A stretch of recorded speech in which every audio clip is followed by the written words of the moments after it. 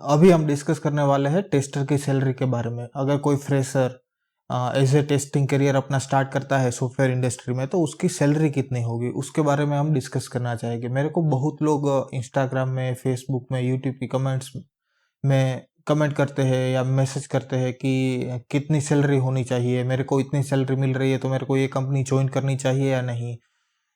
तो बहुत लोगों को मैं आंसर करता हूँ, लेकिन वो आंसर सफिशिएंट नहीं होता डिटेल में समझाने के लिए। तो मैंने सोचा कि क्यों ना उसके ऊपर एक छोटा सा वीडियो बनाया जाए। तो आज हम ये वीडियो में बात करेंगे कि प्लेसमेंट अगर हो रहा है तो प्लेसमेंट से कितनी सैलरी मिलेगी। दूसरा चीज़ ये है कि अगर प्लेसमेंट नहीं हुआ तो कितनी सैलरी मिल सकती है।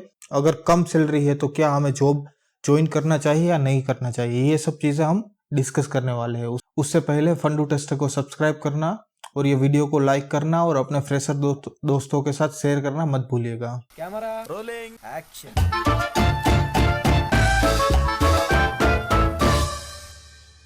तो सबसे पहले हम डिस्कस करते हैं कि प्लेसमेंट में से हमें कितना सैलरी मिलता है। तो वो डिपेंड करता है कि क्राइटेरिया क्या है। हर एक कंपनी में अलग अलग क्राइटेरिया होता है, कौन सी कंपनी हायर कर रही है एज ए टेस्टिंग प्रोफाइल में, एज ए डेवलपमेंट प्रोफाइल में। तो वो कंपनी का रूल्स होता है। कोई कंपनी 3.2 का पैकेज देती है, कोई 5 का देगी, कोई 8 का देगी। उसमें कोई अपर लिमिट या लोअर लिमिट नहीं है।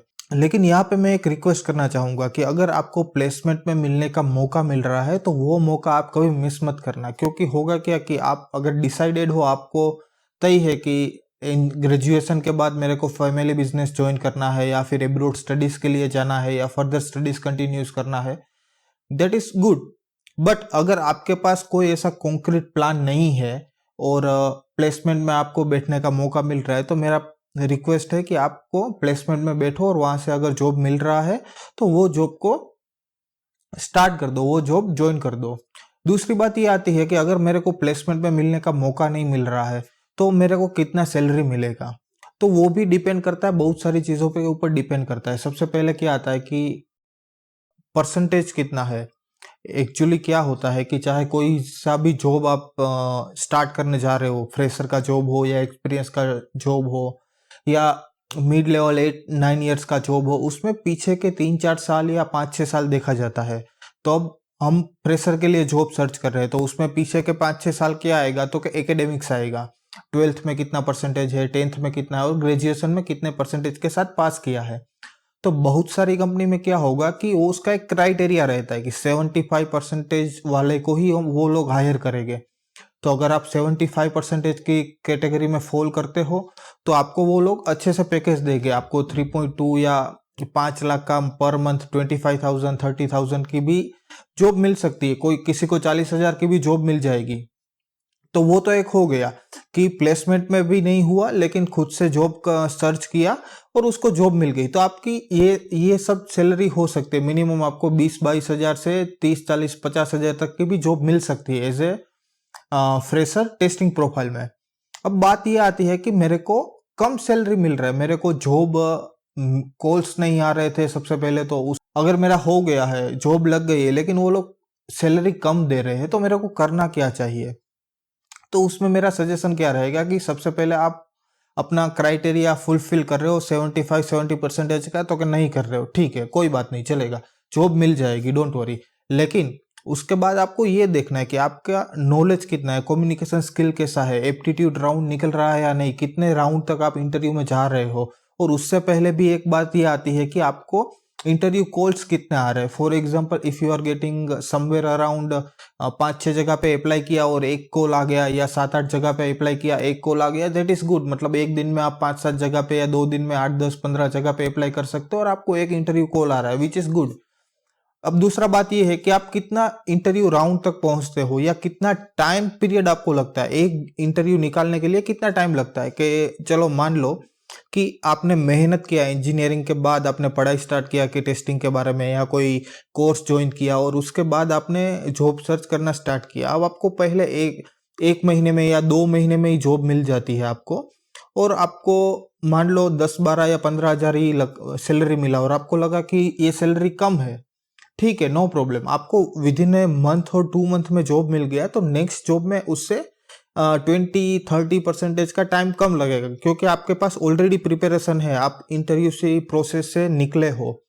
तो दूसरा आपको नेक्स्ट मंथ में दूसरा इंटरव्यू मिल जाएगा। तो अगर आपको पहली जॉब आपको 1 या 2 महीने में लग गई और सैलरी कम है, तो you can drop that offer and you can seek for new opportunities, because आपको कॉन्फिडेंस होना चाहिए। लेकिन अपॉर्चुनिटीज ड्रॉप करने के लिए ऐसा ना होना चाहिए कि लक बाय चांस हो गया। अगर लक बाय चांस हो गया तो ले लो, जॉब ले लो कम सैलरी की, लेकिन आपको लगता है कि 2 महीने में मेरा हो गया है, तो नेक्स्ट जॉब 1 महीने में मिल जाएगा, उससे ज़्यादा कोई प्रॉब्लम नहीं होगा। लेकिन एक और केस आता है कि कोर्स भी किया, टेस्टिंग के बारे में पढ़ाई भी किया, लेकिन 6-7 महीने हो गए, इंटरव्यू कॉल्स नहीं आ रहे हैं, या 6-7 महीने में मैंने पहला इंटरव्यू क्रैक किया, तो क्या होगा?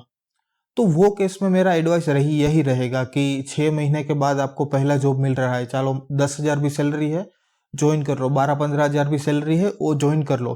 क्योंकि होगा क्या कि 6 महीने वो ऐसा भी हो जाएगा कि नेक्स्ट इंटरव्यू आने में आपको 3 महीना या 4 महीना लग जाएगा, या फिर भी 5 महीना भी निकल जाएगा, तब तक आपको दूसरी ऑफर ना आए। तब तक बहुत सारे प्रॉब्लम हो गए, आप फ्रस्ट्रेटेड हो जाओगे, फैमिली प्रेशर होगा, सब चीज़ें होती है। तो वो सिनारियो में जॉब ले लेनी चाहिए, चाहे कम सैलरी हो या ज़्यादा सैलरी हो। तो यहाँ पे एक और क्वेश्चन आता है कि चलो मान लो मैंने जॉब तो ले ली, लेकिन उतनी सैलरी में मैं सर्वाइव नहीं कर पाऊंगा, या ठीक ठाक से मैनेज करके सर्वाइव हो जाएगा, फिर मेरा आगे का फ्यूचर क्या होगा? तो आगे जब भी किसी का 1 या 2 साल का या 3 साल का एक्सपीरियंस होता है, तो वो अपनी अच्छी खासी सैलरी पे पहुंच ही जाता है, चाहे कोई भी सिटी हो, दिल्ली हो, बेंगलोर हो, मुंबई हो। कोई भी बंदे का 2-3 साल का एक्सपीरियंस का मैंने अब तक नहीं देखा कि उसकी 25-30 हज़ार से कम सैलरी हुई है। और सैलरी का अपर लिमिट कोई नहीं है, लेकिन लोअर लिमिट हमें क्या समझना है कि हम कौन से सिटी में रहते हैं और हम सर्वाइव कर पाते हैं या नहीं। अगर सर्वाइव कर पाते हैं वो सैलरी से, बेंगलोर में भी 15-17-20 हज़ार की सैलरी मिल रही है, सर्वाइव उतने में सर्वाइव हो जाएगा आसानी से एक बंदे के लिए, तो well and good.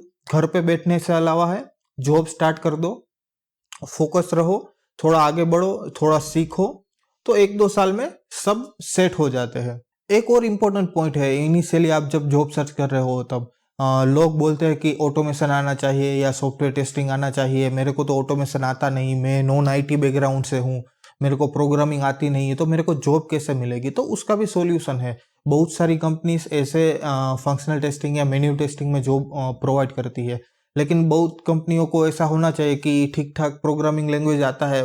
Fresher level पे कोई भी कंपनी कॉन्क्रीट लेवल का ऑटोमेशन एक्सपेक्ट नहीं कर रही होती है। तो बेसिकली क्या कर सकते हो आप कि मैन्युअल टेस्टिंग या फंक्शनल टेस्टिंग आपने समझ लिया, फंडामेंटल क्लियर है, टेस्ट केस की थोड़ी प्रैक्टिस कर लिया, आप इंटरव्यू देना स्टार्ट कर दो, आप जॉब अप्लाई करना स्टार्ट कर दो, और साथ में जॉब अप्लाई करने के साथ ही आप प्रोग्रामिंग लैंग्वेज और सिलेनियम का बेसिक फंडामेंटल है, जावा का बेसिक फंडामेंटल है, या आप पाइथन से कंफर्टेबल हो तो उसका बेसिक फंडामेंटल समझना स्टार्ट कर दो, और धीरे धीरे जॉब अप्लाई करना स्टार्ट कर दो। ऐसा भी हो सकता है कि चाहे कोई मैन्युअल की अपॉर्चुनिटी आए, उसमें आपको जॉब मिल जाए, या फिर आपको कोई मैन्युअल और ऑटोमेशन की दोनों की अपॉर्चुनिटी आए, तो आप उसमें इंटरव्यू में ओपनली बोल सकते हो कि currently I am learning, but I know this are the concept I know very well.